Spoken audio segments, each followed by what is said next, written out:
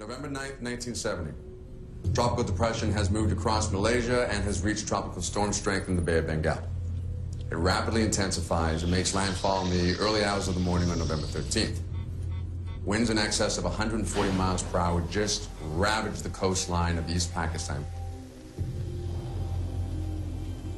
Those high winds caused a storm surge at the exact moment of high tide,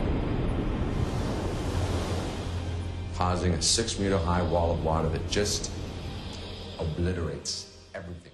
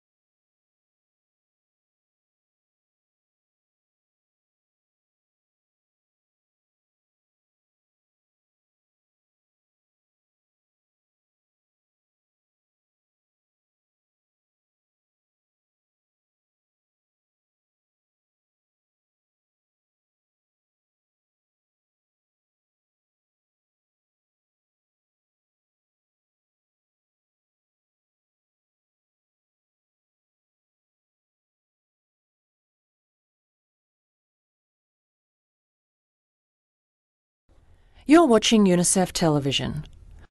The residents of coastal Bangladesh are picking up the pieces after one of the worst cyclones in living memory. The storm left thousands of people dead and thousands more homeless.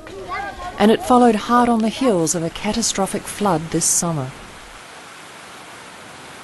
One of UNICEF's first priorities is making sure that mothers and children have enough to eat. BP5 biscuits, which provide essential nutrients, are being distributed throughout the cyclone-hit areas. Women line up to receive coupons for the biscuits and then try to convince their children to eat the unfamiliar food. Family kits provide basic equipment like cooking pots and household goods, essential for families like Parul's who've lost almost everything. These are useful items. I have a sari and a towel and a bedspread that children can use. Child-friendly spaces are another important aspect of normalizing children's lives in the immediate aftermath of a natural disaster. UNICEF has established more than 40 so far. This one in Rayenda village is giving children an important place where they can sing and play games and begin to recover from the trauma they have suffered.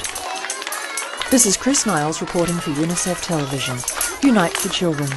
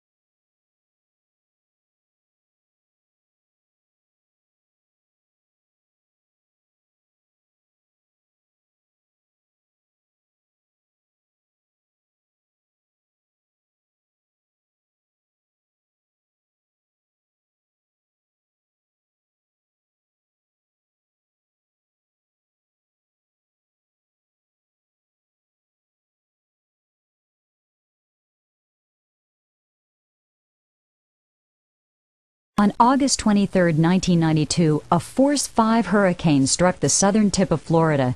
The only other like it to hit the United States in the 20th century was Hurricane Camille in 1969. Hurricane Andrew's wind gusts reached 170 miles per hour, and the devastation was enormous, especially in Dade County, Florida.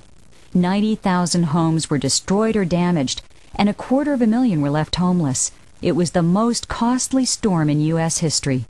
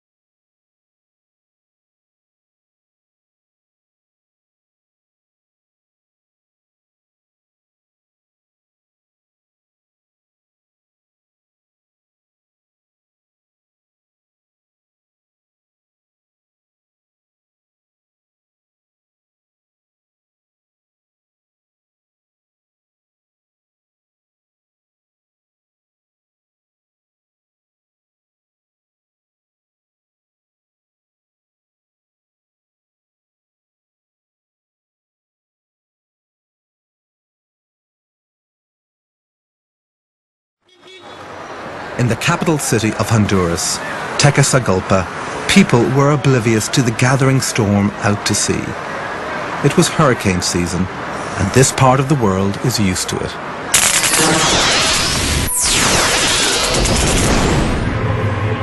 As it spun towards Honduras, sucking up vast amounts of water, the wind speeds picked up. At 75 miles an hour, Mitch officially became a hurricane. It was picking up 2 billion tons of water vapor each day, which inevitably has to fall somewhere. The next day, Hondurans began to prepare for the worst. Now, Mitch had been rated a Category 5 hurricane, the most lethal on the potential damage scale. In Tegucigalpa, Pedro Funes and thousands like him were on their way to work.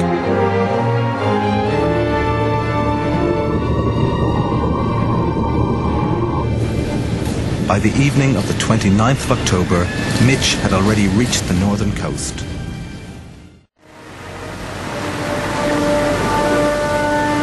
The water racing down from the mountains was funneled into the valleys at terrifying speeds, wiping out anything in its path. Residents watched in horror as friends and neighbors were swept away, along with whole neighborhoods.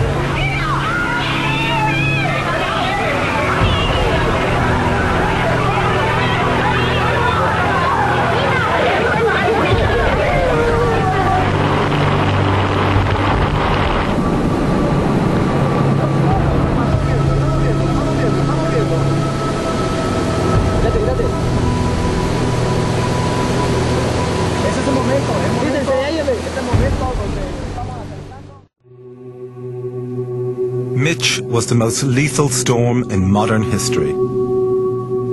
Over 7,000 people killed, 8,000 missing, and over 12,000 injured. An entire country had very nearly been wiped out by one of the most powerful hurricanes the world has ever seen.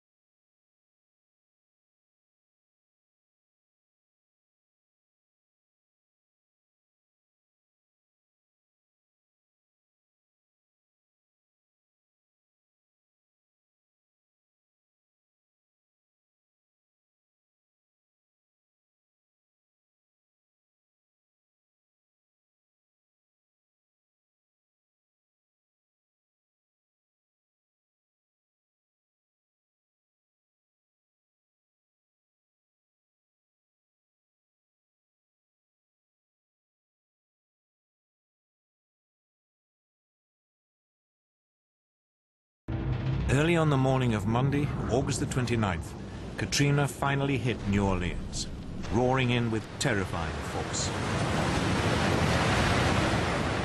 This truly was a hurricane from hell. The rain was horizontal. It was just blowing straight through the house. You know, chunks, bits of trees and stuff, and you could hear this kind of, the sound was, it sounded like the War of the Worlds was coming. The intensity of it is, it's like as if someone is just lifting you up and by your elbows and giving you a bear hug and pressing you at the temples at the same time, periodically for 5 or 10 seconds, for hour after hour. The levees were breached on all sides as a great tide of water engulfed almost the entire city. With no escape, people began to die.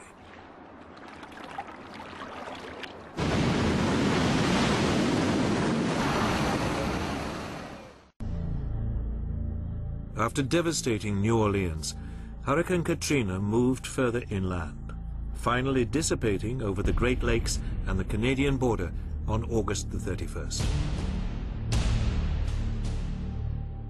The great storm resulted in nearly 2,000 deaths and is estimated to have cost more than $200 billion, a staggering sum, making it the most expensive natural disaster in U.S. history.